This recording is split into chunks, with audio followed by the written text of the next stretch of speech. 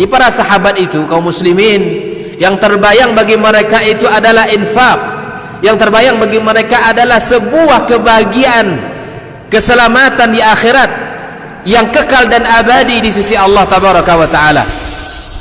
Semua kita boleh klaim sekarang, kamu cinta Nabi, cinta Ustaz. Cinta Nabi, cinta Ustaz. Termasuk saya, cinta Nabi, cinta. Dapat tahunya besok di akhirat. Maka apa kata Nabi sallallahu alaihi wasallam? Amalur rajuli biyadih.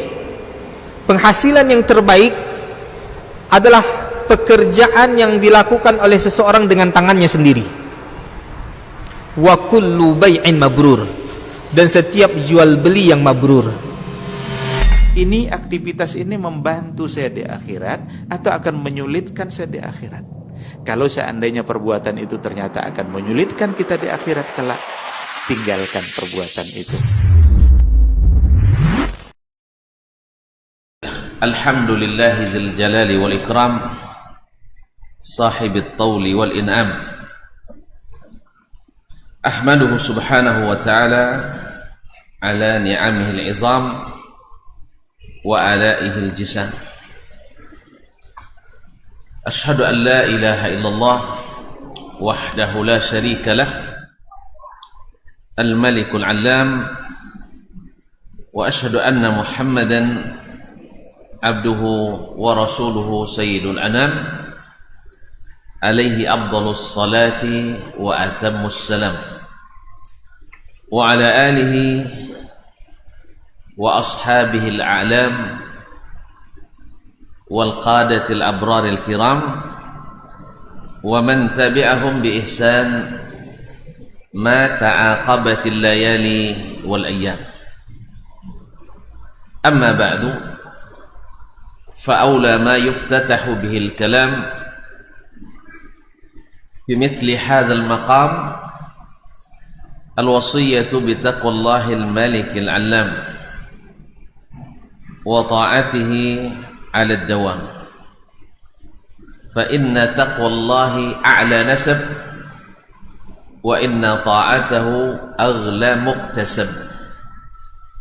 Inna akramakum 'indallahi atqakum wa tazawwadu fa inna khairaz zadi at-taqwa wattaquni ya ulil albab. Ma'asyiral abai wal ummahat wal ikhwani wal akhawat wal abna'i wal banat, al hadirin wal hadirat, wal musyahidina wal musyahidat. Bapak-bapak dan ibu-ibu, kaum muslimin dan muslimat, saudara-saudara dan saudara-saudari, ikhwan akhwat, serta adik-adik dan anak-anak yang saya muliakan, yang saya hormati dan yang saya cintai. Alhamdulillah, walau agak lama kita berpisah, tetapi masih tetap bisa berjumpa, walau hanya sekali dalam sebulan. Jadilah daripada tidak. Alhamdulillah. Mudah-mudahan pertemuan ini, majelis ini, majelis yang diberikan Allah SWT rahmat, diliputi oleh sakinah, ketentraman hati dan jiwa, serta dikelilingi oleh para malaikat, dan mudah-mudahan nama kita, majelis kita disebut-sebut di sisi oleh Allah SWT di masyarakat kelas atas, kalangan malaikat. Dan semoga di akhir majelis kita diberikan khatam al-maghfirah, cap ampunan yang Allah janjikan. Qumu maghfuran lakum. Ma'asyarul muslimin, ma'asyarul muslimat, rahimanillahu wa iyyakum. Salawat dan salam mudah-mudahan senantiasa menghiasi majelis kita kepada Nabi kita, Nabi besar Muhammad sallallahu alaihi wasallam. Mudah-mudahan itu sebagai tanda kita senantiasa ingat, cinta dan rindu kepadanya, sehingga di hari akhirat nanti kita bisa bersama-sama di bawah barisan dan panjinya. Kaum muslimin dan muslimat dirahmati Allah Subhanahu wa taala. Kembali kita bertemu dengan atau melalui Imam Asy-Syafi'i rahimahullah melalui kitabnya Ar-Risalah. Masih dalam pembahasan babu ma nazala minal kitab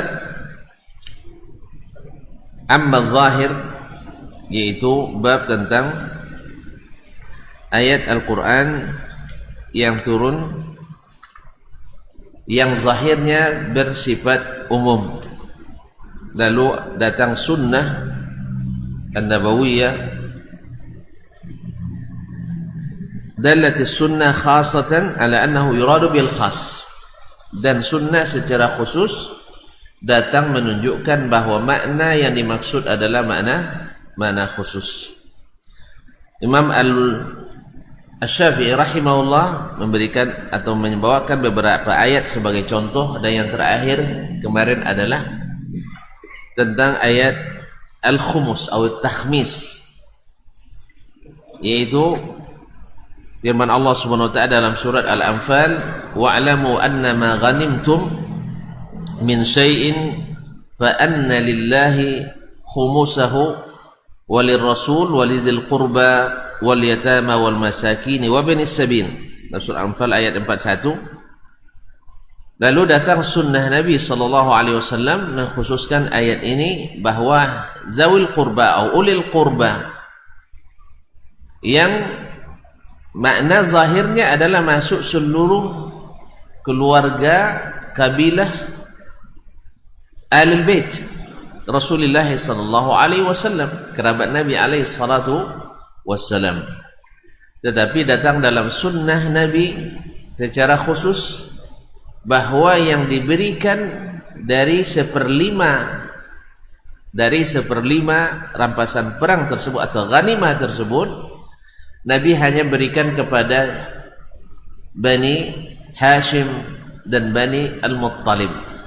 Bani Hashim dan Bani Al-Muttalib. Dan inilah yang muktamad dalam mazhab Imam Asy-Syafi'i rahimahullah, bahwasanya yang diberikan bagian dari 1/5 ghanimah rampasan perang sebelum dibagi itu adalah yang mendapatkan bagian dari azawil qurba, kerabat Nabi alaihi salatu wassalam, adalah Bani Hashim dan Bani Al-Muttalib. Sedangkan Bani Naufal dan Bani Abdi Syams itu tidak mendapatkan bagian. Dalam perkajian kita sebulan yang lalu disebutkan dalam Al-Um, kitab Imam Asy-Syafi'i Al-Um, bahwa Utsman Jubair bin Mut'im bersama Utsman bin Affan datang kepada Nabi alaihi salatu wassalam menanyakan apakah Bani Abdi Syams dan Bani Naufal, Utsman kan dari Bani Abdi Syams, Jubair bin Mut'im dari Bani Naufal, dan mereka itu adalah sama-sama dari keturunan yang dari keluarga Nabi alaihi salatu wassalam, bertemu pada Abdi Manaf,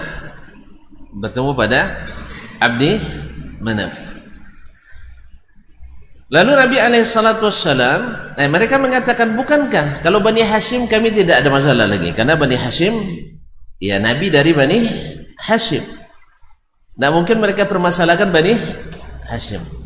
Cuman Bani Muttalib dengan kami tegak sama tinggi, duduk sama, itulah tegak sama tinggi, duduk sama rendah. Nah, kenapa orang-orang Bani Muttalib dapat, sedangkan kami Bani Abdi Syams dengan Bani Naufal tidak mendapatkan bagian? Maka Nabi alaihi salatu wassalam mengatakan, innama Banu Hashim wa Banu Abdul Muttalib Banu Muttalib syai'un wahid. Ya, Banu Hashim wa Banu Muttalib syai'un wahid, satu. Dan ini dibuktikan ketika terjadi boikot orang-orang Makkah. Kan dituliskan itu di Ka'bah ya. Surat boikot apa namanya? Resolusi boikot Mekah itu dituliskan di Ka'bah, digantungkan di Ka'bah. Pakai bismillah pula itu. Pakai bismillah. Makanya orang-orang kafir itu, orang kafir Quraisy bukan tidak mengakui Allah sebagai Tuhan. Mereka mengakui Allah sebagai Tuhan. Kalau ditanya, Al-Quran kan banyak ayat yang mengatakan bahwa orang-orang kafir Quraisy bila ditanya siapa yang ciptakan langit dan bumi, mereka jawab Allah. Siapa yang memberikan rezeki? Ya Allah. Mereka sepakat itu. Cuman masalahnya ketika beribadah mereka berbuat syirik. Tidak mau beribadah langsung kepada Allah Subhanahu wa taala. Harus melalui orang-orang salehnya yang dibuatkan patung-patungnya. Dan memang beransur kaum muslimin dan muslimat. Makanya kenapa orang-orang yang semangat mendirikan, menegakkan sunnah Nabi dalam umat ini selalu mewanti-wanti supaya tidak mengkultuskan guru, syekh, buya, kiai dan apapun namanya, atau wali. Sekalipun mereka harus kita ta'zim, kita hormati, tapi tak boleh mengkultuskannya. Beda antara ta'zim dengan takdis. Kalau ta'zim itu ya menghormati guru itu wajib, seperti menghormati orang tua kita. Tapi kalau sampai mengkultuskan, merasakan keramat lewat kuburan, dingin badannya, gitu, ya kan? Anak istri tak mau mengandung, dibawa ke situ. Auzubillah. Jadi kaum muslimin dan muslimat dirahmati, ini yang tak boleh. Karena ini langkah awal daripada masuknya kesyirikan ke dalam umat manusia. Tidak langsung dia, ini patung sembah, tidak begitu dia, tidak begitu. Kan kisah kesyirikan masuk kan diceritakan bagaimana syirik masuk ke umat Nabi Nuh. Ya tak? Awalnya dimulai dengan bikin gambar. Maka penuhlah majelis maksudnya. Penuh dengan gambar, dari situ mulai. Al-Wali Dasman. Ada di situ. Setelah itu Dahli Wali. Terusnya sampai penuh. Tujuannya apa? Supaya ketika melihat foto Ustaz Dasman, oh ini dulu orang soleh. Orang soleh, artinya mereka semangat beramal lagi. Lewat generasi selanjutnya, seperti disebutkan oleh Ibn Abbas, dinukil oleh At-Tabari dan Ibn Abi Hatim. Lalu lewat generasi selanjutnya datang lagi syaitan. Kalian tahu tak gambar-gambarnya untuk apa? Jawaban mereka seperti yang kemarin dikatakan syaitan, untuk mengingatkan kepada Allah. Sekarang tidak, salah kalian. Itulah makanya belajar, kata itu makanya belajar, jangan sampai tidak belajar katanya. Memang mereka tidak belajar. Akhirnya syaitan ini, ya memang dia menampakkan diri seperti syekh syaitan ini. Iya, nah dia katakan ini orang-orang saleh punya makam khusus. Masuk bab makam lagi, beda dengan makam yang lain. Maka kalau kalian minta kepada Allah langsung, kalian berlumuran dosa, kalian belum tentu dikabulkan. Tapi kalau mereka yang minta, mereka pasti dikabulkan. Habis pula generasi ini lagi, ditanya lagi, datang syaitan lagi. Makanya kalian belajar, katanya kalian tidak tahu. Bukan itu maksudnya, adalah mereka ini adalah wakil-wakil Tuhan di dunia ini. Maka mintalah kepada mereka. Jelas? Makanya kaum muslimin, para ulama salaf menghukum orang-orang yang bertawassul kepada syekh. Baru bertawassul ini, bukan minta ke syekh. Bertawassul kepada orang mati itu sebagai bid'ah yang harus diingkari. Baru bertawassul dengan orang-orang saleh, bahkan dengan Nabi sekalipun yang sudah meninggal, termasuk yang tawassul Tonton tak mau bilang bid'ah. Marah orang dibilang bid'ah, Ustaz, macam belah umat kita jadinya. Yang bilang bid'ah itu ya Rasulullah SAW. Yang nyuruh kita menghindari bid'ah itu karena Nabi SAW. Karena rusaknya pemahaman umat gara-gara bid'ah tadi. Lalu kaum muslimin dan muslimat dirahmati Allah SWT, adapun meminta kepada orang yang dikubur, ini syirik. Meminta melalui mereka, meminta kepada Allah melalui atau bertawassul dengan mereka, bid'ah mungkar, bukan bid'ah hasanah, bid'ah mungkara. Nah, dan meminta langsung kepada mereka yang sudah meninggal ini, maka ini namanya syirkun akbar. Oleh sebab itu makanya kita harus ingatkan umat kepada tentang bahayanya ini. Kembali kepada orang-orang Quraisy. Jadi orang Quraisy mereka menuliskan waktu itu deklarasi atau apa namanya, boikot terhadap Nabi dan para pendukungnya sekalipun tidak muslim. Maka yang masuk dalam kategori yang kena boikot waktu itu hanya Bani Muttalib dan Bani Hashim. Orang Quraisy sendiri sudah mengeluarkannya. Orang Quraisy sendiri sudah mengeluarkan Bani Naufal dan Bani Abdi Syams. Jelas? Makanya Nabi katakan, innama Banu Muttalib wa Banu Hashim syai'un wahid. Sebab di saat susah dan apa lawan susah? Senang, mereka tetap satu. Tidak ingat kalian ketika kami di boikot, kalian kan tidak masuk. Bani Abdi Syams dengan Bani Naufal tidak masuk, walaupun satu keturunan. Oleh itu kaum muslimin dan muslimat dirahmati Allah, maka Imam Asy-Syafi'i ini mazhabnya, bahwasanya siapapun yang masuk dari Bani Muttalib dan Bani Hashim dapat bagian dari 1/5 yang dikhususkan untuk Allah dan Rasulnya ini.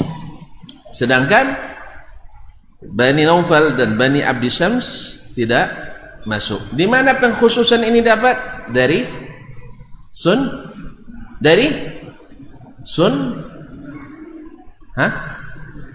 sunnah.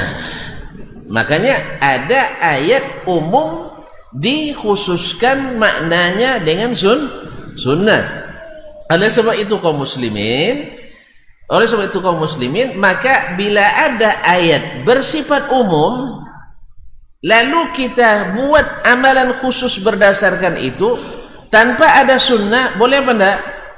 Tidak boleh. Karena yang boleh mentaksis itu adalah wahyu ditaksis dengan wahyu. Ditaksis dengan wahyu tadi. Atau qarinah yang benar-benar nyata. Makanya ketika ada ayat misalnya bersifat umum, ya, qul bi fadlillahi wa bi rahmatihi fabidzalika falyafrahu wa khairum mimma yajma'un.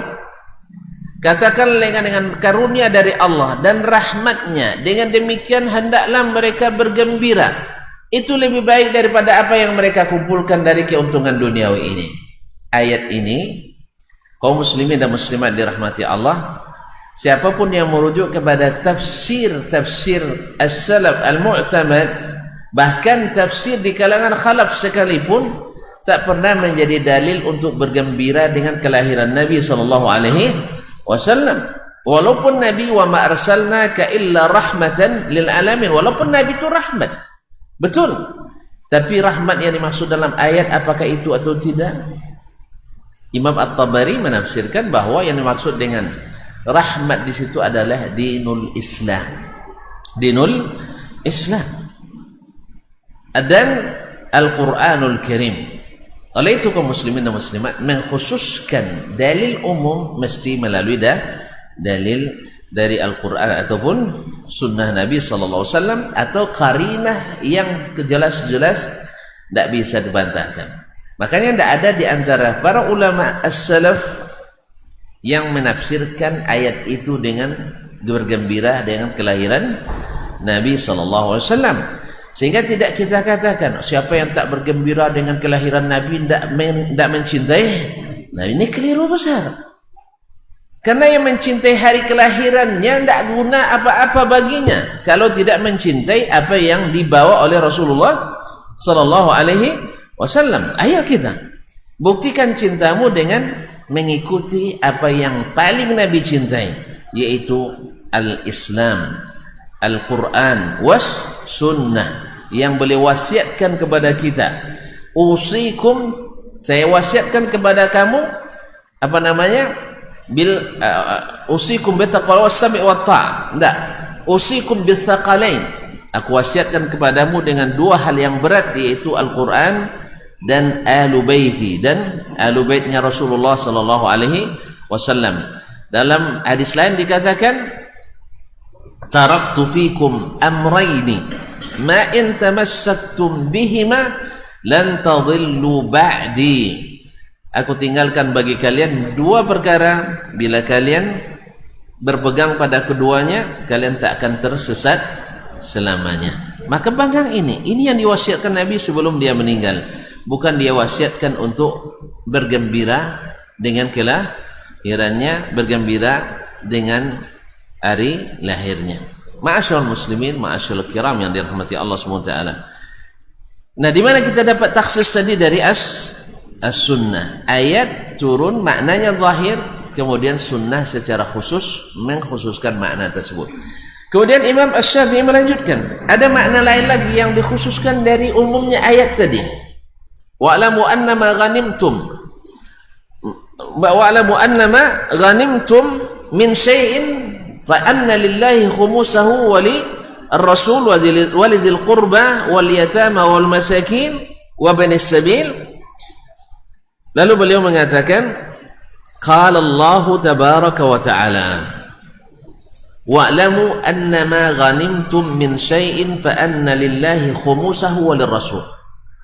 Ketahuilah, apapun ghanimah yang kalian dapatkan, artinya setiap ghanimah, harampas atau harta yang didapatkan dalam peperangan bersama orang atau dalam peperangan dengan orang-orang kafir dan musyrikin, maka di sini disebutkan, ingatlah bahwa seperlimanya menjadi milik Allah dan Rasul sallallahu alaihi wasallam. Jadi ghanimah ini sebelum dibagi, menurut zahir ayat ini, sebelum dibagi kepada para mujahidin, maka seperlima dikhususkan bagian untuk Allah dan Rasul. Artinya Allah dan Rasul yang berhak membagikannya, dan yang 4/5 itu baru dibagikan kepada para mujahidin. Jelas? Taib. Nah, ternyata makna ini umum, apapun ternyata ada khusus lagi. Qala falamma a'ta Rasulullah sallallahu alaihi wasallam as-salba al-qatila fil iqbal. Tatkala Rasulullah sallallahu alaihi wasallam memberikan as-salab, bukan bil fa ya, bukan as-salaf, as-salab bil ba, dengan ba. As-salabu adalah harta yang dimiliki oleh orang kafir yang berperang dengan orang Islam. Nah, orang kafir ini dalam keadaan berperang maju, bukan dalam keadaan sudah kalah, tidak. Dalam keadaan perang, berkecamuk. Dibunuh oleh mujahid, orang Islam yang ikut berjihad, dia sendiri bunuh. Maka barang yang bawaannya, baik kudanya, apapun, selama orang kafir itu dalam keadaan maju, bukan dalam keadaan mundur atau telah kalah atau telah usai peperangan, masih dalam peperangan, maka harta orang tersebut menjadi milik yang membunuh tadi, menjadi milik yang membunuh tadi sebelum dibagi. Maka Rasulullah sallallahu alaihi wasallam memberikan harta orang kafir yang dibunuh orang muslim kepada orang muslim yang membunuhnya dalam keadaan sedang berperang.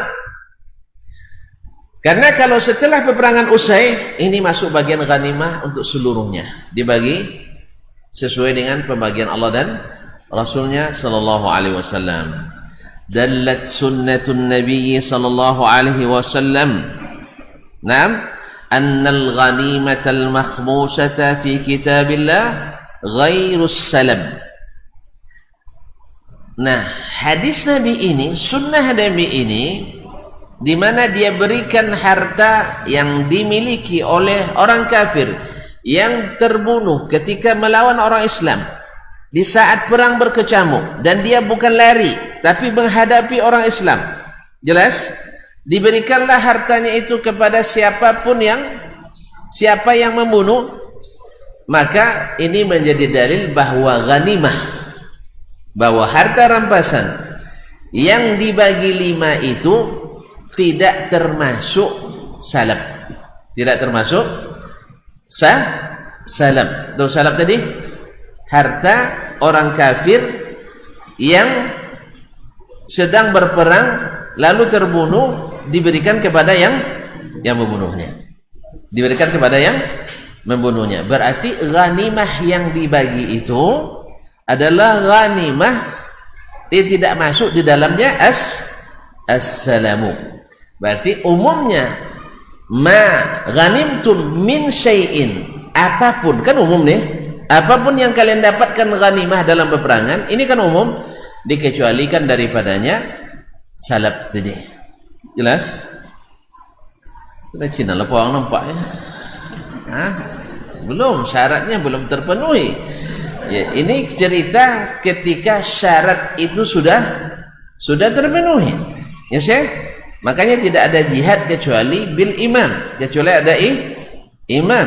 Imamnya tidak imam musajirah, bukan imam golongan, tidak, imamnya kaum muslimin. Jelas? Imamnya kaum muslimin. Ma'asyiral kiram, ma'asyiral hadirin wal hadirat wal musyahidin wal musyahidat. Sekira jelas ya.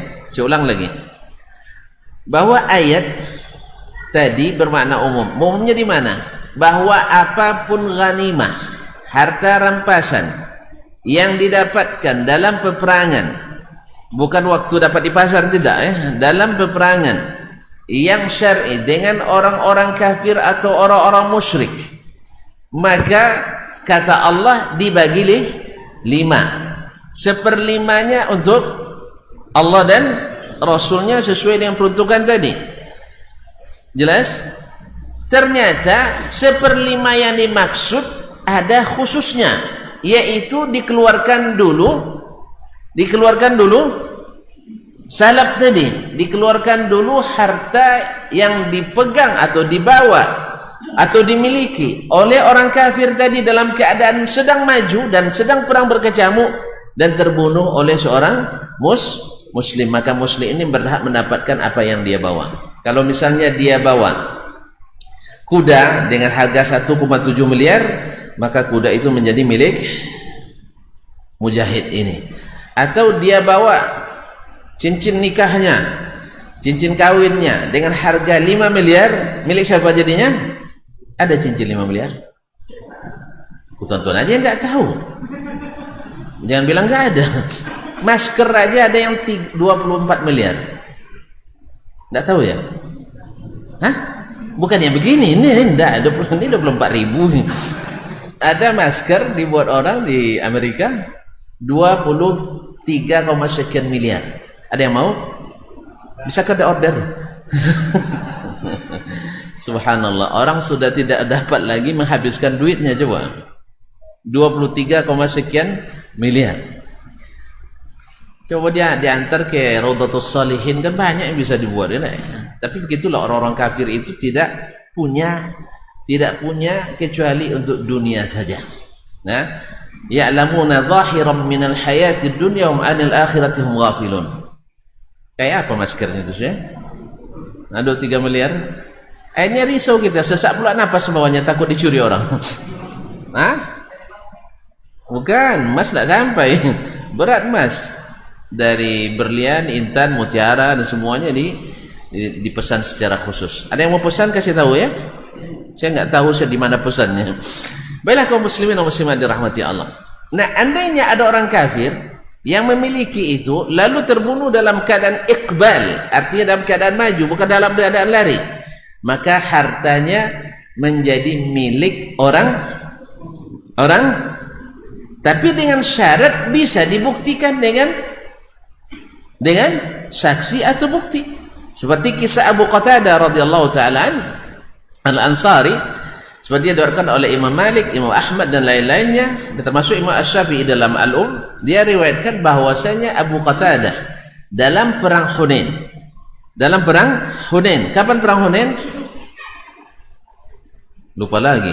Setelah Fathu Makkah, setelah Makkah dikembalikan ke pangkuan Islam, Nabi langsung ke Hunain dan terjadi perang Hunain. Waktu itu Abu Qatadah melihat salah seorang orang kafir, orang musyrik sedang berada di atas seorang orang musyrik, di atas seorang muslim. Tentunya dia nak bunuh orang muslim, tak mungkin orang musyrik di atas seorang kafir, tak mungkin. Kan perang muslim dengan kafir. Orang kafir ini sudah duduk di atas orang muslim, nak menyembelihnya. Lalu Abu Qatadah menoleh ke belakang, akhirnya dia berbalik dan datang dari arah belakang orang kafir ini, lalu dia pancung di sininya dengan pedangnya, dan orang kafir itu berbalik karena masih ada sisa tenaganya di pelutnya Abu Qatadah erat-erat, tapi katanya saya sudah mencium bau kematian dari dia, walaupun dipegangnya tapi sudah mencium bau kematian daripada, akhirnya dia mati dan terlepas daripadaku. Setelah selesai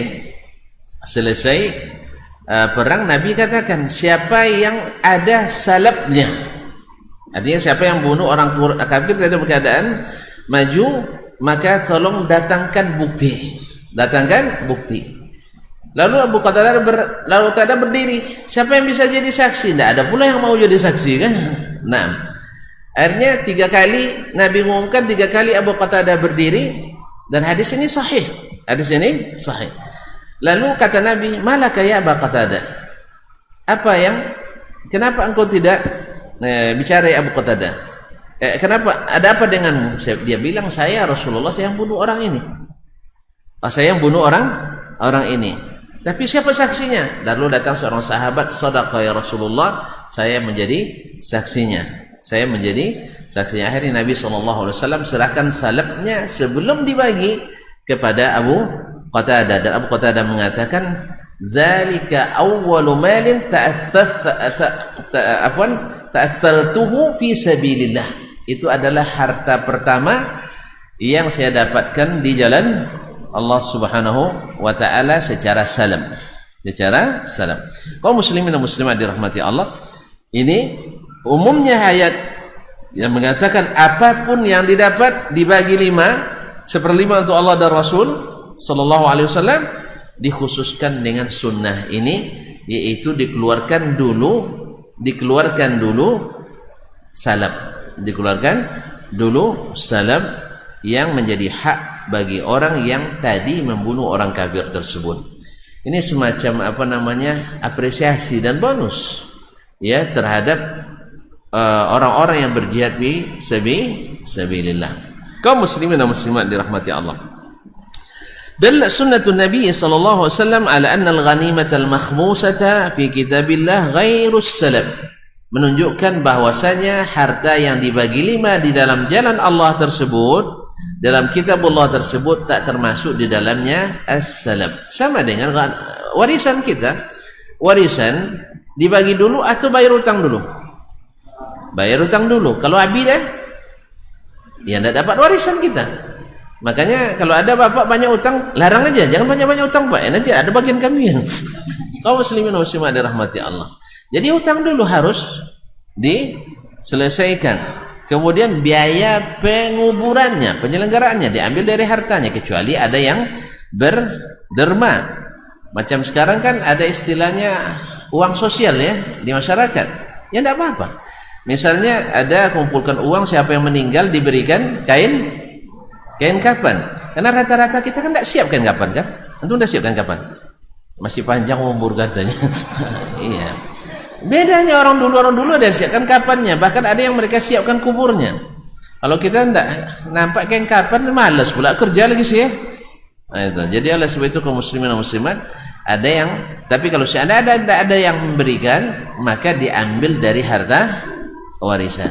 Nah, setelah utang diselesaikan, wasiat dilaksanakan, kemudian pengapanan dan penyelenggaraan jenazah sudah diselesaikan. Kalau dia bisa sakit sebelumnya juga diambil obatnya dan biaya-biaya rumah sakitnya dari warisan. Kecuali ada yang bermurah hati seperti BPJS misalnya. Ya, BPJS kan bermurah hati dia. Nah, kaum muslimin dan muslimat dirahmati Allah, lalu setelah itu baru warisan. Maka seperti itu juga dengan ghanimah ini. Ghanimah ini baru dibagi setelah dikeluarkan as-salamu. Dari mana dapat? Dari sunnah. Dengan demikian kita pahami bahwa umum Al-Quran kadang dikhususkan dengan sunnah Nabi SAW.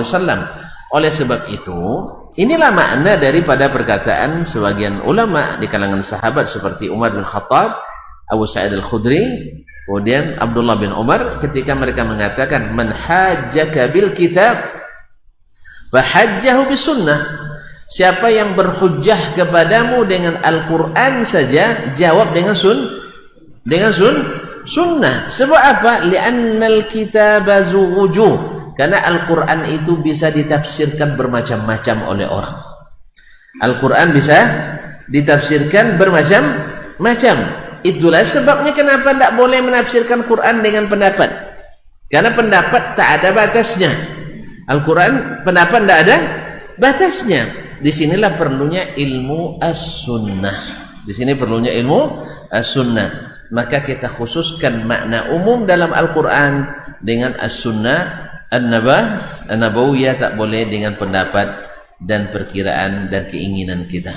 Oleh sebab itu datang larangan dari Nabi SAW bahwa melarang dari Nabi SAW menafsirkan Al-Quran hanya dengan sekedar pendapat dan pandangan seseorang.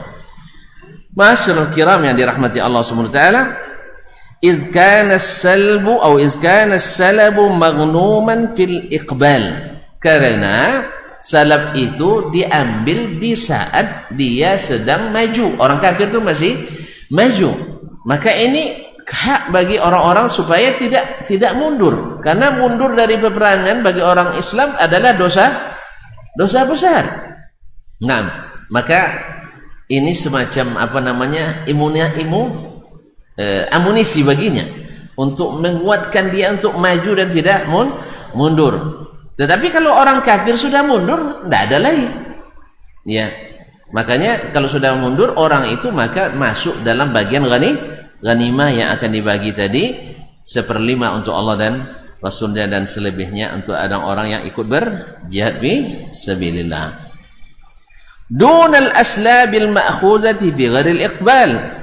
Adapun salab yang diambil ketika orang kafir sudah terpukul mundur, ini tidak boleh diberikan kepada yang membunuh. Nah, wa annal aslabal ma'khuzata fi ghairil iqbal ghanimatun, dan bahwasanya salab yang diambil ketika orang kafir sudah terpukul mundur, maka ini masuk dalam bagian ghanimah, tukhammasu ma'ama siwaha, dibagi 5 bersama rampasan lainnya, walaupun dia sudah membunuh orang itu, tapi dalam keadaan orang kafirnya sudah mundur.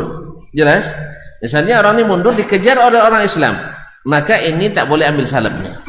Tak ambil. Jelas? Saya ulang lagi. Orang ini berperang. Ketika mereka sudah kalah, kelari orangnya. Kadang-kadang kita kan kejar. Orang Islam mengejar orang yang mundur ini. Nah, bila dia terbunuh dalam keadaan mundur ini, maka harta rampasan tersebut bukan jadi milik orang yang membunuhnya, tidak masuk salab. Walaupun disebut salab, tetapi tidak diberikan kepada yang membunuh, tapi dijadikan bagian dari ghanimah yang akan dibagi seperti biasa. Ma maswa minal ghanimati bis sunnah, dengan sunnah Nabi sallallahu alaihi wasallam. Baik, barangkali dengan banyak contoh ini, mulai kemarin dari contoh had zina dari mulai contoh pencuri, ya tak? Daripada ghanimah, kemudian 1/5 bagian bagi Allah dan Rasul, dan siapa zawil qurba yang mendapatkan, zawil qurba kerabat Nabi yang mendapatkan, yaitu Bani Al-Muttalib dan Bani Hashim. Kemudian sekarang masalah ghanimah yang dibagi 1/5 atau dibagi 5 itu kapan? Setelah diberikan salab kepada orang-orang yang mendapatkannya, yang haknya, yaitu ketika dalam keadaan maju. Ini semuanya menjadi contoh dan bukti bahwasanya Al-Quran kadang-kadang bersifat umum lalu ditaksis dengan as-sunnah an-nabawiyah. Qala al-Imam Syafi'i rahimahullah ta'ala, walaula al-istidlalu bis sunnah, kalau bukan karena mengambil dalil dari sunnah, wa hukmuna bil-zahiri, dan kalau bukan karena hukum kita secara zahir dari ayat-ayat tadi, artinya kalau bukan karena mengambil dalil sunnah lalu kita ambil zahirnya ayat saja, yaitu bersifat umum. Saya ulang lagi, laulal istidlalu bisunnah, kalau bukan karena mengambil dalil dari sunnah, atau kita menghukum secara makna zahir dari umumnya ayat-ayat tadi, la qata'na atau qata'na man lazimahu ismu sariqatin, pasti kita akan putus atau akan kita potong setiap tangan yang mencuri. Sah? Tapi datang sunnah membatasi bahwa pencurian yang dipotong adalah yang sampai 1/4 dinar nilainya. Kemudian barang yang dicuri itu dalam pemeliharaan orang yang memilikinya, tidak ditemukan di jalan, atau misalnya tinggal di depan rumah. Kalau ada barang kita cecer jalan diambil orang, itu tidak dipotong tangannya, jelas. Tapi dalam pemeliharaan kita, misalnya kerbau dalam kandang diambilnya. Tapi kalau kerbau dari rohul pindah ke rohil misalnya, itu diambil orang, itu tidak dipotong tangannya. Kaum muslimin dan muslimat dirahmati Allah Subhanahu wa taala. Kemudian mesti dalam keadaan suasana normal. Di musim paceklik, tahu musim paceklik? Semoga tidak pernah tonton lihat ya. Semoga jangan. Doakan jangan sampai melihat masa sulit seperti ini. Di luar musim paceklik, kalau musim kelaparan juga tidak dilaksanakan. Ya, kalau ada orang mencuri karena tidak ada bisa makan, tidak bisa makan sama sekali, makanya kalau dia mencuri karena orang-orang kaya juga tidak mau memberikan misalnya, maka dia mencuri, maka tidak dipotong tangannya. Kaum muslimin dan muslimat dirahmati Allah, ini semuanya dalam sunnah Nabi sallallahu alaihi wasallam. Kalau bukan karena mengambil dalil dari sunnah, lalu kita ambil saja umumnya ayat, was-sariqu was-sariqatu faqta'u aydiyahuma, pencuri laki-laki, pencuri perempuan, potong tangan keduanya. Kalau ini aja kita pakai, setiap pencuri akan kita potong tangannya. Ambil sandal sebelah, potong tangannya. Auzubillah. Ini bahaya kaum muslimin dan muslimat. Diciloknya godok satu. Tuh godok balado. Nah, habis itu dipotong tangan enggak? Jelas? Demikian pula korupsi enggak potong? Enggak potong tangan, tapi potong leher boleh, nah. Tapi tidak had, ini tergantung kebijakan hakim yang memutuskan. Yang penting jangan sampai dirudal. Dialah kaum muslimin dan muslimat dirahmati Allah. Wa darabna mi'atan kullaman zana, dan akan kita jilid atau kita rotan atau kita cambuk 100 kali setiap orang yang berzina. Hurran thayyiban, yang merdeka dan yang sudah yang sudah pernah menikah, maksud saya sudah pernah menikah dengan halal. Nah, kalau bukan karena sunnah, setiap berzina kita cambuk, padahal ada yang dicambuk, ada yang dirajam, ada yang dicambuk, ada yang dirajam. Wa ataina sahma dzil qurba kullaman bainahu wa bainan nabiy sallallahu alaihi wasallam qarabah. Kalau bukan karena sunnah, setiap ada kerabat Nabi kita berikan bagian daripada ghanimah, padahal tidak hanya dari Bani Al-Muttalib dan Bani Hashim. Baik. Thumma khalas zalika ila tawaifa minal Arab. Kalau demikian nanti akan seluruh orang Arab, karena pasti ada asimilasi pernikahan di antara kerabat Nabi, Bani Naufal, Bani Abdul Syams, Bani Muttalib, Bani Hashim, akan dapat semuanya. Akhirnya tidak cukup nanti, maka dibatasi hanya dengan keturunan dari Bani Hashim dan Bani Al-Muttalib. Dan Imam Syafi'i masuk dari Bani Al-Muttalib. Tapi bukan karena Bani Muttalib dia dapat Bani Muttalib, tidak, berdasarkan hadis-hadis Nabi sallallahu alaihi wasallam. Li'anna lahu fihim wasyayja arham. Karena antara orang Arab lain dengan Bani Hashim, dengan Bani Muttalib, dengan Bani Naufal, dengan Bani Abdul Syams, wasyija yaitu silah, ada hubungan pernikahan atau rahim. Nah, taib wa hammasna salab, kalau bukan karena sunnah juga, maka kita akan bagi salab bagian daripada yang dibagi 5.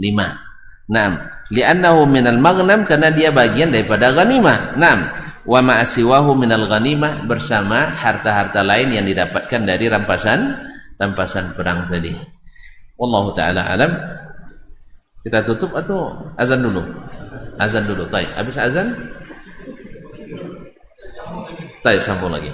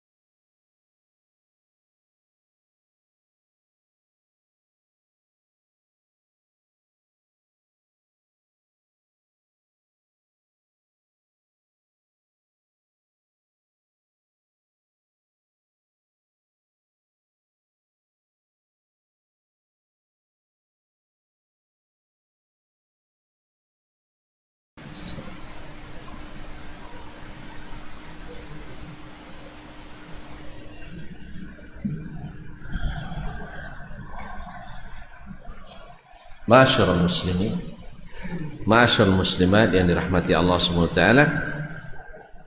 Jadi jelas bahwasanya hajat kita kepada sunnah Nabi sallallahu alaihi wasallam dalam memahami Al-Qur'anul Karim adalah seperti hajatnya ikan kepada air. Kalau kita memahami Al-Quran saja tanpa sunnah Nabi alaihi salatu wassalam, maka banyak yang akan mabuk, salah dalam memahami.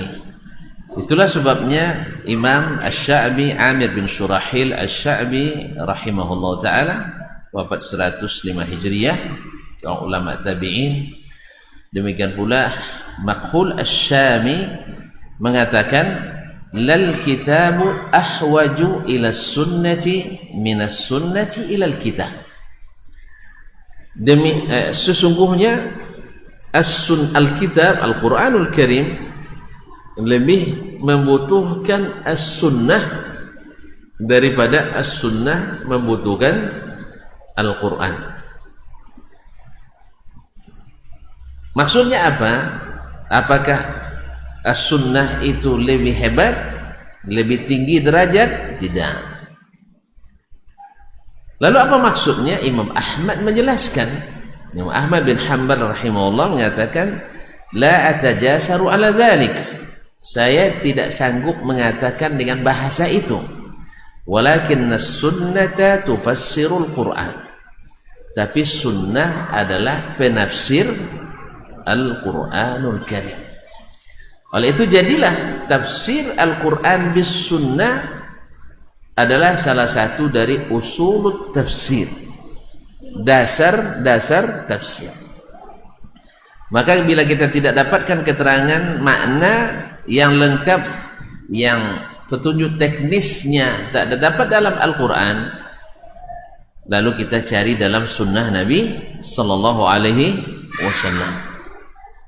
Dan setelah kita dapatkan dalam sunnah, maka inilah akan kita pegang teguh.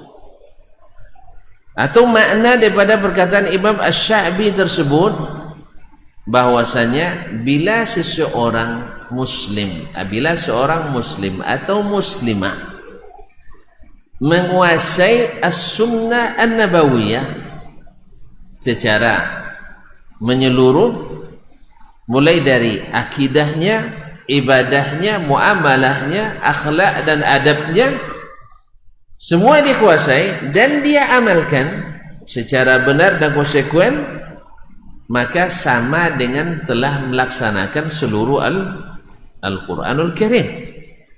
Karena Nabi adalah praktis lengkap pengamalan Al-Quran. Ditanyakan kepada Ummul Mukminin Aisyah radhiyallahu taala anha, kaifa kana khuluqu Rasulillah sallallahu alaihi wasallam? Bagaimana akhlaknya Rasulullah sallallahu alaihi wasallam? Maka Aisyah radhiyallahu taala anha wa an abiha menjawab, kana khuluquhul Quran. Akhlaknya Nabi itu adalah Al-Quranul Karim. Nah, kalau demikian, inilah makna yang dimaksud oleh Imam Asy-Sya'bi dan Imam Makhul Asy-Syami, bahwa siapa yang melaksanakan sunnah dengan sempurna, maka dia sama dengan melaksanakan Al-Quranul Karim dengan sempurna. Karena terjemahan hidup daripada Al-Quran itu ada pada Nabi sallallahu alaihi wasallam. Cuman pertanyaannya, siapa di antara kita yang menguasai seluruh sunnah? Imam Asy-Syafi'i kemarin kan di awal-awal sudah mengatakan, la a'lamu ahadan min ahlil ilmi bis sunnati yuhitu bi jami'is sunan. Saya tidak mengetahui satupun ulama sunnah yang menguasai seluruh sunnah. Ini kata siapa tadi? Asy-Syafi'i. Percaya tak? Tidak percaya kita absen sekarang. Kita tidak percaya tentu kita absen. Ya. Karena Imam Asy-Syafi'i yang dikenal dengan Nasirul Hadis, Nasirul Sunnah, penolong hadis dan penolong sunnah, dia sendiri yang mengatakan, saya tak mengetahui satupun ulama sunnah yang menguasai seluruh sunnah. Tapi di antara mereka, kata beliau, minhum man yuhitu bi aktsariha atau bisairiha. Ada di antara mereka yang menguasai sebagian besarnya, wa minhum man yuhitu bi aqalli min dzalik. Ada pula yang menguasai sedikit daripada yang dikuasai yang banyak tadi. Nah, idza jumi'a ilmu ba'dihim ila ba'din la ta'zubu 'anil ummati sunnatun qat. Tapi bila digabungkan, diakumulasikan yang diketahui oleh alim ini, oleh ulama ini, maka tidak satu pun sunnah yang luput dari umat Islam. Jelas? Maka siapapun yang melaksanakan sunnah di bab apapun, maka dia telah melaksanakan Al-Quranul Karim. Tapi siapa yang pegang Al-Quran tanpa sunnah Nabi SAW, dia tak bisa melakukannya dengan benar. Contoh konkretnya ketika Imran bin Husain, sahabat Nabi SAW di Basra, menyampaikan kajian seperti ini, selalu dia bilang sunnah Nabi SAW, hadis Nabi SAW. Di antara hadirin ada juga yang gerah rupanya, sebagaimana hari ini banyak yang gerah mendengar kata-kata sunnah tauin, semua bid'ah gitu. Ya, mungkin kita termasuk yang gerah. Kaum muslimin dan muslimat, kita alus sunnah harusnya senang mendengar sunnah dan gerah mendengar. Yang terbalik, ini dengar sunnah gerah, dengar bid'ah hasanah. Nah, ini kan kita alus sunnah kan? Lawan sunnah apa? Oh, tidak ada lawan, berkawan dia. Sunnah sudah akur dengan bid'ah sekarang ya. Iya, sudah akur. Lawan terus nampaknya. Kaum muslimin dan muslimat dirahmati Allah SWT. Nah, sunnah Nabi alaihi salatu wassalam, siapa yang apa tadi yang pertama? Siapa yang melaksanakannya dengan sempurna, maka dia telah melaksanakan Al-Quran dengan sempurna. Nah, Imran bin Husain tadi ketika dia menyampaikan kajian, lalu ada yang gerah dengan kok hadis terus. Ya, bukankah Al-Quran sudah cukup? Bukankah Al-Quran lebih hebat?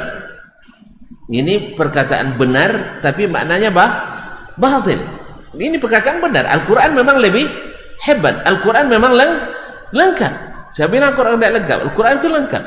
Cuman prakteknya ada dalam sunnah Nabi Sallallahu Alaihi Wasallam. Atau mau tidak dibilang Undang-Undang Dasar 45 tidak lengkap? Mau? Saya catat radikal nanti. Iya.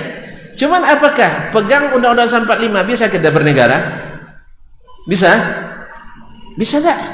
Tidak berjalan negara nih. Perlu undang-undang, perlu peraturan, perlu sampai ke perda, sampai ke perdes, sampai ke perum, perusahaan rumah tangga, peraturan rumah tangga. Ada semuanya. Kalau tidak bisa berjalan. Apakah Undang-Undang Dasar 45 tidak lengkap? Lengkap? Antum jangan bilang versi Allah Ta'ala, tidak. Versi bangsa Indo lengkap enggak? Tentu tidak menghormati para pendiri negaranya. Lengkap enggak? Atau kita rubah lagi? Hah? Marah kita nanti kaum muslimin. Jadi Undang-Undang 45 menurut versi kebangsaan kita, kenegaraan kita sudah lengkap. Cuman kalau hanya Undang-Undang 45 bisa berjalan negara ini? Bisa berjalan?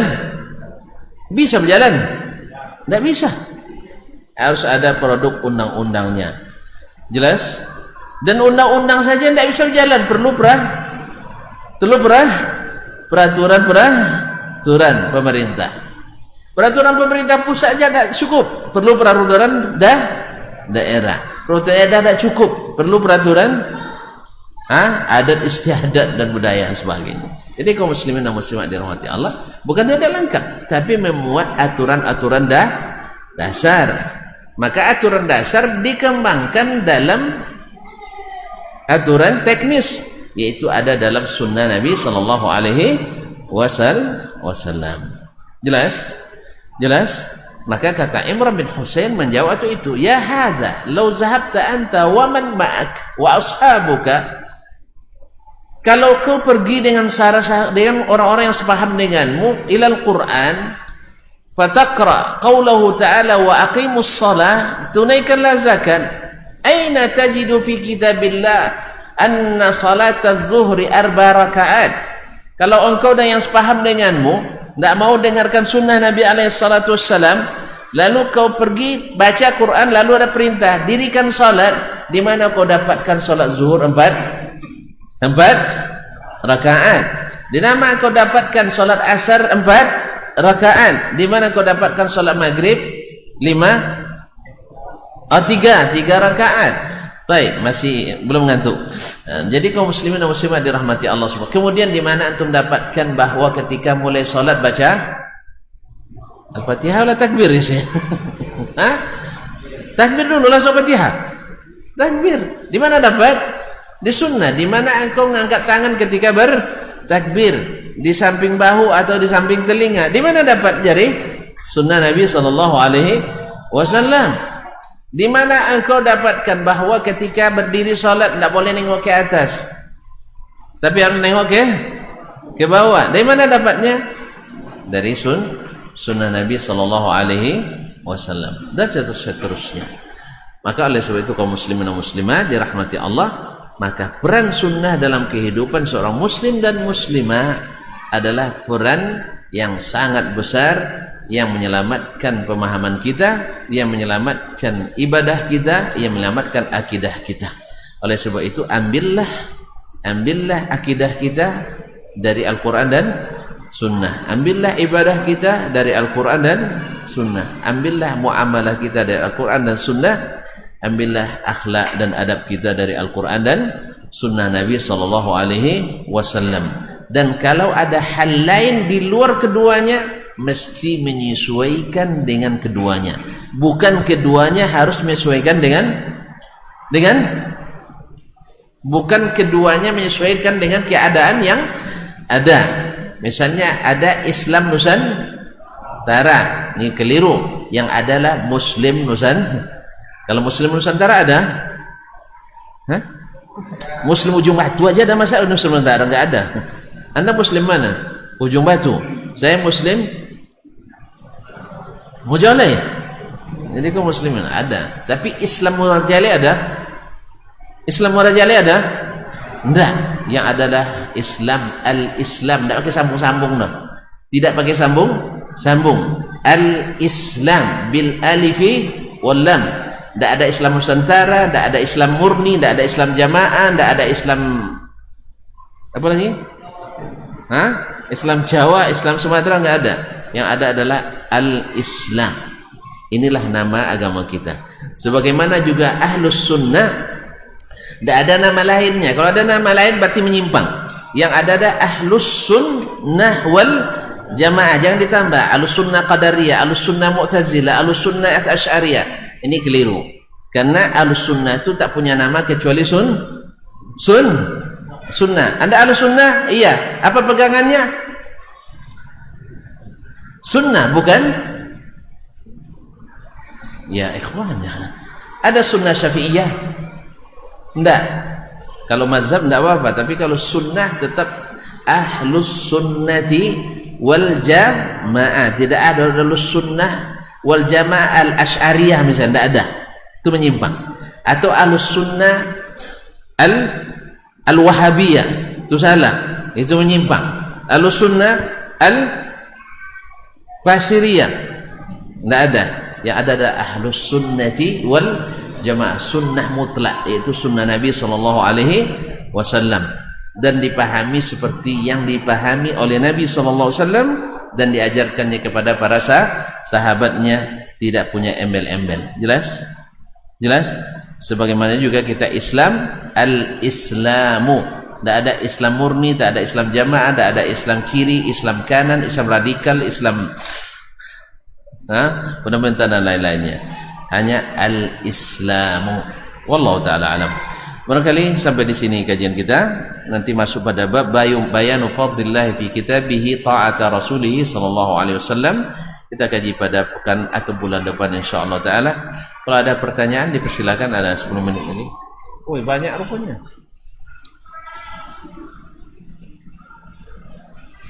Bertanya di luar tema. Assalamualaikum warahmatullahi wabarakatuh. Waalaikumsalam warahmatullahi wabarakatuh. Tanya Ustaz, silakan. Apa perbedaan hadis dan sunnah? Antum bertanya menurut ahli hadis atau menurut ahli usul atau yang lain? Karena kalau asalnya sunnah ini adalah ahlu sunnah, ahlul hadis, maka di kalangan ahlul hadis, ulama hadis, tidak ada perbedaan antara as-sunnah dengan hadis. Tidak ada perbedaan antara as-sunnah dengan hadis.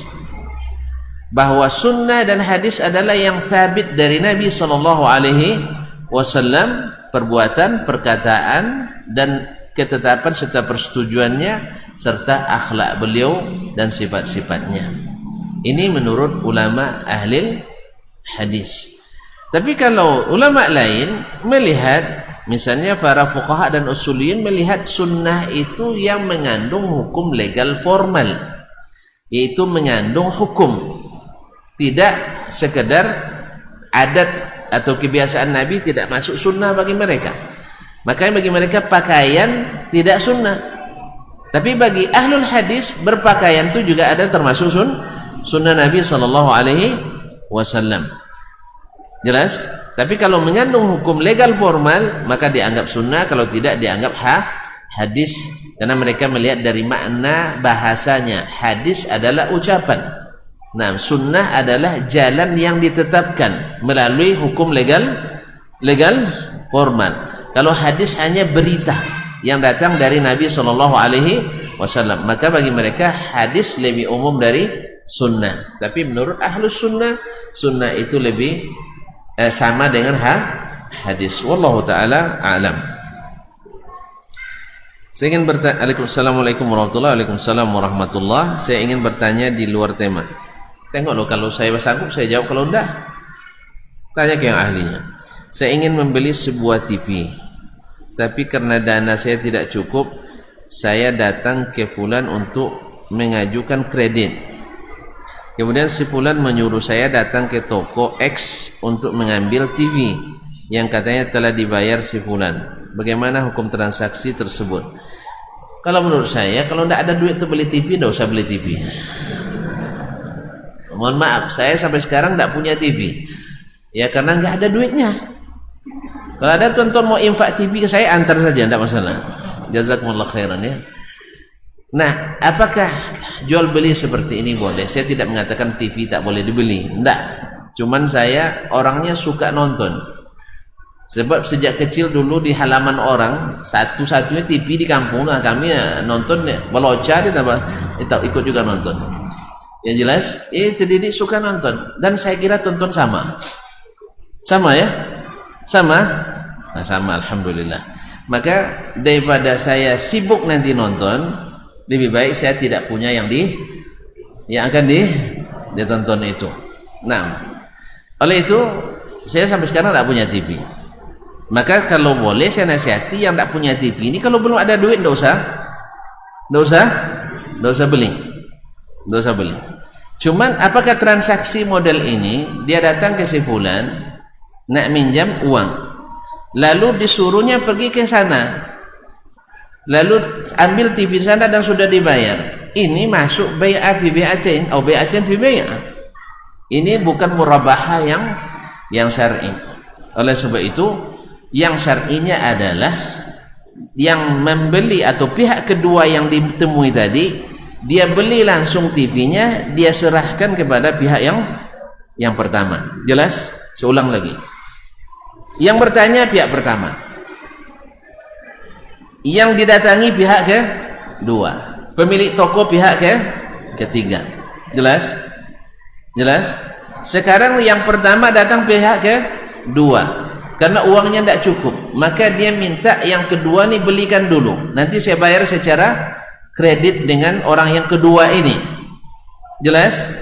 Lalu orang kedua ini perintahkan yang pertama ke yang ketiga, berarti akad seolah-olah antara yang ketiga dengan yang pertama, dan masuk di antaranya orang yang kedua. Ini ada syubhat di dalamnya. Oleh sebab itu yang seperti ini dihindari. Kalau memang nak murabahah, maka lakukan yang pihak kedua langsung beli barangnya dan serahkan kepada pihak yang pertama, bukan ketiga. Dia beli dari pihak yang ketiga, diserahkannya ke pihak yang pertama. Setelah itu baru kita lihat akadnya lagi. Akadnya tadi kredit. Kredit itu terbagi dua. Ada kredit yang syar'i, yang muttafaq alaih, yang dibolehkan oleh ulama. Ada yang tidak disepakati. Yang disepakati adalah bahwasanya harus diputuskan dalam satu majlis antara kredit dengan kontan. Artinya kalau sempat berpisah dalam keadaan seperti ini, silahkan nak kontan, silahkan nak kredit, silahkan. Lalu tidak diputuskan, ini juga tidak boleh. Ya, sebelum berpisah harus diputuskan. Ya, saya beli secara kontan. Ya, sama uang saya sekarang baru ada 10 juta. Nanti yang 13 jutanya saya bayar nanti secara berangsur. Ini tidak ada masalah. Ini tidak kredit namanya, ini utang. Ini namanya berhutang. Atau dia katakan enggak, saya beri secara kredit, tentukan harganya langsung. Ini saya beli dari toko 20 juta, Anda bayar 26 juta dalam 1 tahun. Di sini ada dua model lagi. Kalau pakai DP ada syubhatnya. Yang paling sah itu adalah tidak pakai DP. Angsuran pertama dengan angsuran terakhir sama, ditetapkan 26 juta bagi setahun berapa? Payah metongnya 24 lah, 24 juta biar mudah ngitungnya. Nah, payah juga. Berarti sebulan 2 juta. Maka bayaran pertama 2 juta, kedua 2 juta, ketiga 2 juta. Tidak boleh bayaran pertama 8 juta, habis itu baru ini pilih subhat. Makanya ulama yang membolehkan kredit disyaratkannya mesti ditanjim, maksudnya dibagi rata, angsuran 1 sampai terakhir harus sama. Jelas? Dah? Cuman tetap saya nasihati jangan beli TV dulu sebelum ada uangnya. Karena TV tidak terlalu urgen. Tidak terlalu urgen. Ini kalau lah nengok TV nanti tidak datang ngaji lagi. Tidak datang lagi ke pengajian karena sudah ada TV. Tidak sama nonton TV dengan datang ke rumah Allah, datang ke majelis ilmu. Karena nengok TV itu tidak dapat fadilat-fadilat yang tadi. Tidak dapat fadilat yang tadi. Jelas? Alhamdulillah. Jadi siapa yang bertanya tadi, kalau boleh jangan beli TV dulu sampai ada uangnya. Kalau sudah ada pun pikir-pikir lagi. Kalau 24 juta sayang untuk TV, lebih baik langsung ke nengok TV dan nak nengok Mekah Ustaz katanya, gitu kan? Daripada nengok gambar baik langsung sana. 24 juta cukup 24 juta. Ya kurang-kurang dikit lah. Nah, tinggal menyempurnakannya. Daripada beli TV untuk nengok Makkah, lebih baik bayar tiket untuk lihat Makkah langsung. Ini nasihat saya. Tapi kalau seandainya jemput sekali nak beli TV, nak beli TV nanti berbantah sama suami Ustaz katanya. Yalah belilah, cuma dengan syarat cukupkan uangnya dulu. Atau ikuti akad yang benar, jangan seperti akad yang ditanyakan seperti dalam pertanyaan tadi. Wallahu taala a'lam. Baik, kita tutup ya. Hah? Masih ada lagi, baik. Silakan.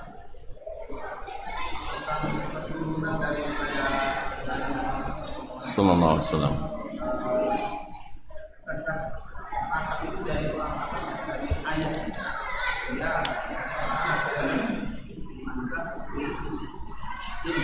Iya.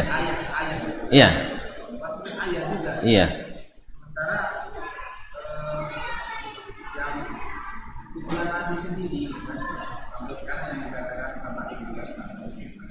Iya. Iya. Ya. Baik, subhanallah. Kalau nasab apa namanya? nasab Ahlul Bait Nabi SAW itu sabit. Istilahnya silsilah nasab mereka ada. Kemarin saya sudah berjalan dengan seorang syekh juga dari Ahlul Bait. Saya minta tengokkan nasabnya. Saya nengok sampai ke Rasulullah SAW. Kemudian kan nasab itu selalu dinisbatkan kepada ayah, bukan kepada ibu. Sekarang Nabi, keturunan Nabi yang ada sampai hari ini disebut dengan habaib di Indonesia, atau disebut dengan al-ashraf atau as-sadah. Dari keturunan Hasan bin Ali disebut dengan al-ashraf, dari keturunan Hasan bin Ali disebut dengan as-sadah, sayyid. Dari keturunan Husain bin Ali disebut dengan al-ashraf atau as-syarif. Tapi di Indonesia lebih kenal dengan Habib. Ya, Habib, karena Nabi digelar Habibullah, maka anak keturunannya disebut dengan Al-Habib. Baik, ikhwani fillah. Sekarang pertanyaan tadi, kan dari Nabi tidak punya anak laki-laki, punya hanya anak perempuan. Apakah keturunan dari anak perempuan tidak masuk keturunan kita? Masuk, alhamdulillah. Ada darah Nabi mengalir di situ? Alhamdulillah. Dari pihak manapun, anak dari anak perempuan antum panggil apa sama antum? Anak dari anak perempuan antum pakai datuk, ya. Baik, anak dari anak laki-laki panggil apa? Sama. Ada bedanya? Ada bedanya? Kan ada bedanya. Jadi saya misalnya, kalau sempat saya ini Habib nih, ya sempat saya Habib, dari pihak ibu saya terus harus ke atas sampai ke Fatimah. Berhak tidak saya katakan Nabi datuk saya? Alhamdulillah. Antum berhak tidak panggil pada Nabi Adam datuk? Berhak, alhamdulillah, selesai masalah. Jadi tetap keturunan Nabi SAW. Soal nasab, nisbat ke kabilah, ke ayah, biasanya ke ayah, tidak ada masalah, karena Fatimah suaminya Ali Ahlul Bait apa tidak? Ali Ahlul Bait apa tidak? Habib apa tidak? Ali masuk Habib apa tidak? Kita kaji lagi. Ali siapa ayahnya? Abu Talib. Siapa datuknya? Abdul Muttalib. Nabi siapa ayahnya? Abdullah. Siapa datuknya? Sama. Bani Muttalib, Bani Hashim. Abdul Muttalib siapa ayahnya? Hashim. Hashim siapa ayahnya? Tidak dapat lagi. Abdi Manaf. Di Manaf siapa ayahnya? Qusay. Baik. Qusay siapa ayahnya? Kilab. Baik, dan seterusnya. Berarti sedatuk tidak? Bani Hashim masuk Ahlul Bait? Alhamdulillah. Habib tidak? Nah, jadi tidak keluar dia Habib. Jelas? Alhamdulillah. Terjawab? Karena saya tambah lagi keterangannya. Jadi oleh sebab kaum muslimin dan muslimat yang dirahmati Allah, tidak ada iskal. Baik dari keturunan Fatimah, anak perempuan, maupun dari keturunan Ali, yaitu saudara sepupu Nabi SAW, dan masuk Ahlul Bait yang masuk dalam dapat al-khumus tadi, Banu Hashim dan Banu Al-Muttalib. Oleh itu kaum muslimin dan muslimat, siapapun yang sebab yang nasabnya sabit daripada keturunan Ali, baik dari jalur Husain yang disebut dengan Al-Ashraf, atau dari jalur Al-Hasan yang disebut dengan As-Sadah. As-Sadah itu jamak sayyid. Ini kalau ada sayyid biasanya dari keturunan Hasan, karena pemimpin. Hasan kan menjadi khalifah. Kalau Husain disebut dengan Asy-Syarif, karena dia tidak jadi pemimpin. Husain kan tidak jadi pemimpin benar, tidak jadi khalifah, tidak tahu. Yang jadi khalifah adalah Hasan bin Ali bin Abi Talib. Husain tidak jadi pemimpin, sehingga disebut Syarif. Keturunan Husain disebut Asy-Syarif, keturunan Hasan disebut dengan As-Sayyid. Kalau di Indonesia lebih dikenal dengan Habib. Maka Sultan Syarif Qasim, oh mana? Raja Siak Sri Indrapura, itu keturunan Nabi dari jalur Husain bin Ali bin Abi Talib, minal ashraf. Saya baca silsilahnya langsung bahwa beliau dari jalur Husain bin Ali bin Abi Talib. Husain anak siapa? Anak Fatimah. Fatimah anak siapa? Anak Rasulullah SAW. Berarti ada darah Nabi. Berarti dia berarti dia Habib. Jelas? Alhamdulillah. Jadi cuman tidak ada anak laki-lakinya. Kalau nasabnya memang ke Ali dia kan. Nasabnya ke Ali. Nanti misalnya di antara keturunan pertama kan Hasan Husain, sah? Hasan Husain. Kemudian Husain punya anak lagi misalnya. Misalnya anaknya Ali bin Husain bin Ali bin Abi Talib, dikenal dengan Zainul Abidin. Kemudian Ali ini punya anak lagi namanya Zaid bin Ali bin Husain bin Ali bin Abi Talib. Nah, Husain bin Ali ini anak siapa? Anak Fatimah.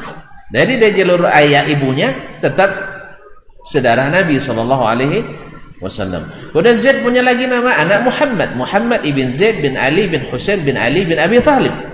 Kemudian Muhammad pun punya anak lagi namanya Ja'far bin Muhammad Ja'far Muhammad bin Zaid bin Ali bin Husain bin Ali bin Abi Talib. Semuanya menyebut tetap tersimpul kepada Ali dan Fatimah. Dari jalur Ali tetap Ahlul Bait.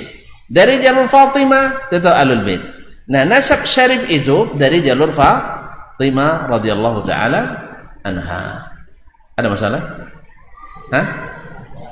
Saya dari keturunan mak saya atau dari keturunan ayah saya? Cuman nasab kita di Ocu ini, kalau kami Ocu kan ke ibu kan sukunya, ibu Domo, jadi akhirnya Dasman Domo. Itu masalahnya, bedanya itu aja. Tapi kalau ayah Pilyang tidak sebut Dasman Pilyang, kecuali kalau sudah halak kita. Kalau ayahnya Siregar, maka anaknya Siregar. Kalau Hasibuan, ayahnya Hasibuan. Yang miskin kalau maknya Minang, kalau ayahnya Minang, maknya halak kita. Nah, ini tidak ada nasab. Miskin. Ke Minang tak bersuku, ke Batak tak bermarga. Nah, ini miskin. Ada teman saya dulu sama-sama di Madinah, amaknya orang Luwis, ayahnya orang Sikumbang. Jadi di Sikumbang tak diakui, di Lubis tak dapat rumah. Allah musta'an. Tapi gitulah kaum muslimin dan muslimat dirahmati Allah SWT. Dah selesai. Jadi Habib insyaallah adalah keturunan Nabi sallallahu alaihi wasallam kalau sabit keturunannya. Kalau soal mereka mengklaim tidak benar, itu urusan mereka dengan Allah SWT. Tapi kalau kita mesti menghormati setiap keturunan Nabi sallallahu alaihi wasallam, tetapi tentu saja mereka yang istiqamah mengikuti datuknya, karena nasab agama ini lebih didahulukan dari nasab darah. Jelas? Ya, kalau seandainya, mohon maaf ya, Abu Talib, tidak bisa kita mengucapkan radhiyallahu anhu. Tidak mungkin kita mencintainya seperti mencintai Abu Bakar. Mana antum cinta Abu Bakar atau Abu Talib? Abu Bakar. Mana cinta Abu Lahab atau Abu Bakar? Nah, mungkin kita mencintai Abu Lahab. Kenapa? Karena dia senasab Nabi? Tidak. Dia tidak beriman. Demikian juga dengan saudara-saudara kita yang al-ashrab, as-sadah. Mudah-mudahan mereka mengikuti datuknya dengan istiqamah, sehingga mereka punya dua hak terhadap kita. Haknya sebagai nasab syarif, sebagai keturunan yang mulia dari Nabi SAW, dan yang kedua adalah nasab imannya kepada Allah dan istiqamahnya di atas syariat Allah Subhanahu wa taala. Cuma sayang tidak sedikit di antara saudara-saudara kita yang bernasab mulia ini banyak yang menyimpang juga dari ajaran datuk mereka. Iya, maklum dari generasi atau dari lingkungan mereka, tumbuh dari guru mereka tempat belajar, dan dianggaplah itu yang hak, dianggap itu yang benar, dan selainnya adalah keliru dan salah. Kalaupun ada hadis sunnah Nabi nanti yang menjelaskan itu salah, nanti ditakwilkan lagi. Makanya hantu takwil ini berbahaya. Hantu takwil itu sangat berbahaya. Sebab tidak ada yang lurus jalannya kalau sudah pakai takwil. Ya kalau sudah kan tidak ada lurus jalannya, macet di jalan buatnya. Ya kita jalan sekarang jalan lurus. Ya kan macet jauh tinggal di belakang tuh kan. Oh, dia berijtihad. Kalau maju sebelah kanan ini bisa lebih cepat. Akhirnya kedua jalur tersumbat. Gara-gara bikin jalur baru, melanggar. Tidak paham, tuan-tuan tidak pernah naik mobil nampaknya. Yang di sana juga tersumbatnya masuk dari arah kanan nih, masuk dari gini, akhirnya tersumbat ke empat jalurnya. Di sana tidak bisa maju, di sini tidak bisa maju. Akhirnya apa yang terjadi? Saling menyalahkan, saling mengklakson. Bahkan yang benar pun kan dianggap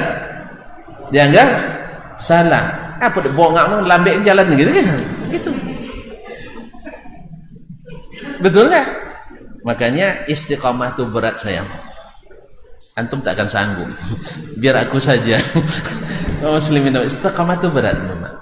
Makanya ikutilah bi'ah lingkungan yang istiqamah. Karena nasab tidak menjamin kita istiqamah. Nasab enggak. Ayah saya misalnya ulama, belum tentu anaknya ikut jalur ulama. Wallahu taala alam. Barangkali sampai di sini dulu ya. Jangan tanya lagi, panjang nanti. Ya Ustaz, udah jelas? Atau tambah lagi keterangan? Dah, alhamdulillah. Jadi kesimpulannya, nasab dari manapun, jalur ibu, jalur ayah tetap mengalir dalamnya darah Nabi SAW. Maka hak mereka terhadap kita dua kali. Hak sebagai keturunan Nabi SAW dan hak sebagai umat Islam, apalagi kalau mereka ulama, apalagi orang-orang yang ditakzim dan dihormati. Tapi dengan catatan seperti tadi, dia mengikuti warisan datuknya, bukan mengada-ngada dalam agama mengurusi warisan yang bukan asli dari datuknya sallallahu alaihi wasallam. Tentu saja kita lebih menghormati datuknya daripada menghormati ajarannya, karena kita disuruh menghormati Nabi sallallahu alaihi wasallam dan tidak disuruh menghormati orang berjasa walaupun tidak masuk Islam. Abu Talib berjasa, sah? Kita tidak mungkin menafikan jasa Abu Talib. Tapi apakah kita boleh mencintai Abu Talib? Ya tidak. Jasanya tak akan terhapus. Sebagaimana banyak orang-orang sesat dalam Islam, jasanya besar bagi perkembangan Islam. Dia bangun masjid besar-besar, atau ketika berperang dengan orang kafir, ini jasanya tidak bisa nafikan.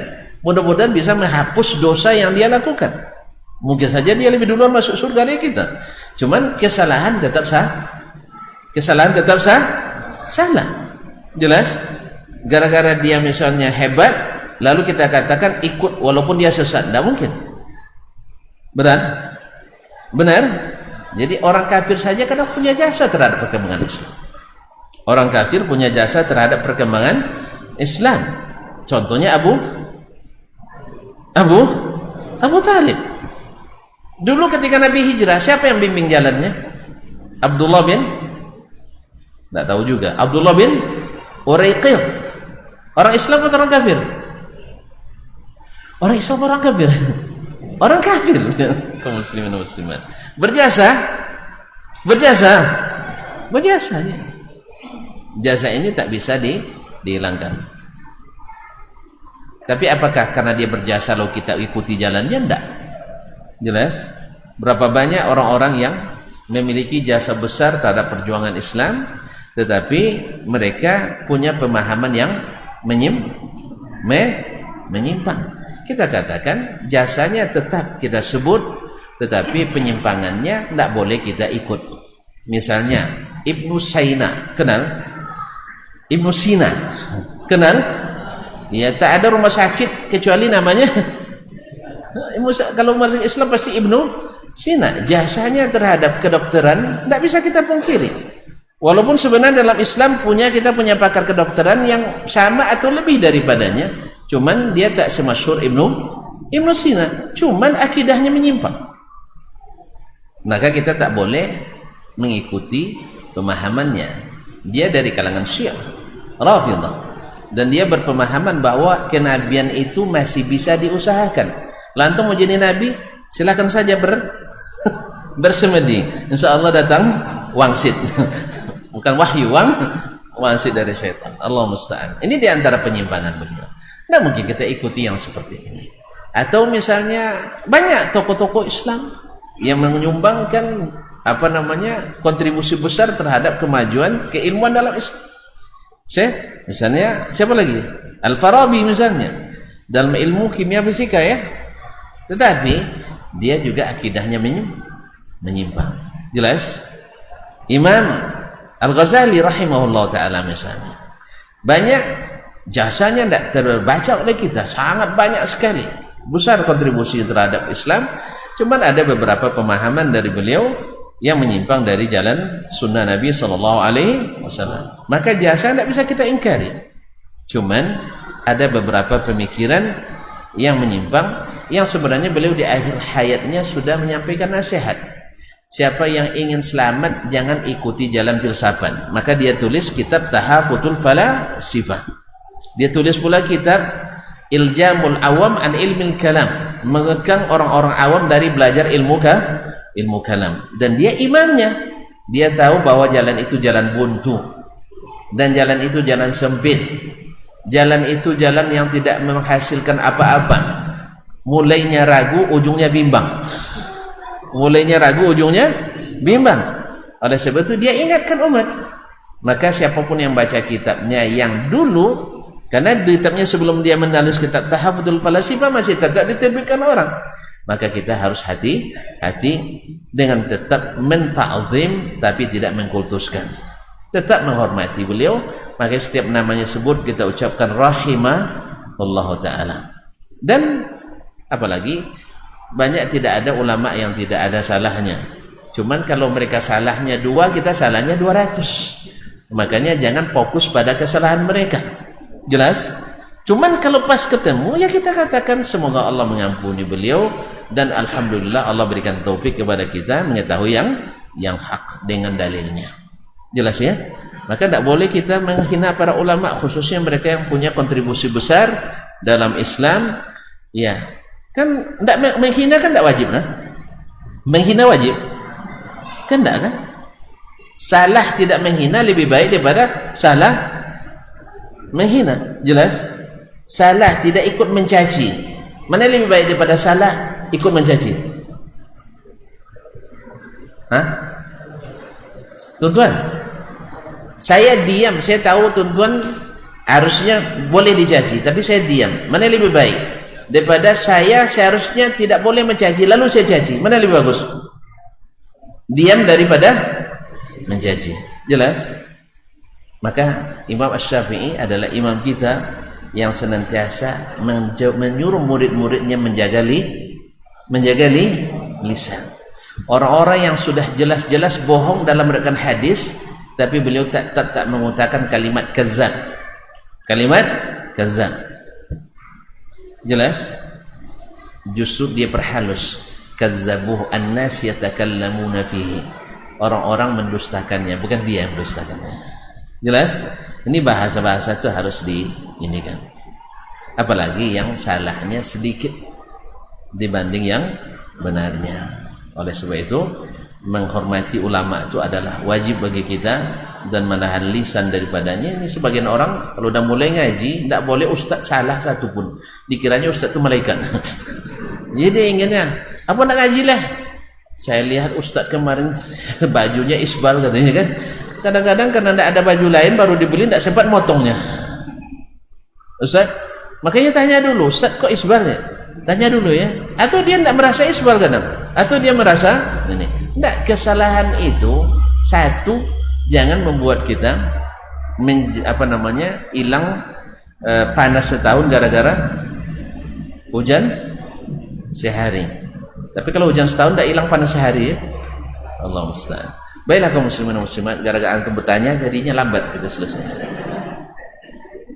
Baik, saya cukup sampai di sini. Wallahu ta'ala wa sallallahu ala nabiyyina Muhammadin wa sallam wa subhanakallahumma bihamdik asyhadu an la ilaha illa anta astaghfiruka wa atubu ilaik. Wassalamualaikum warahmatullahi wabarakatuh.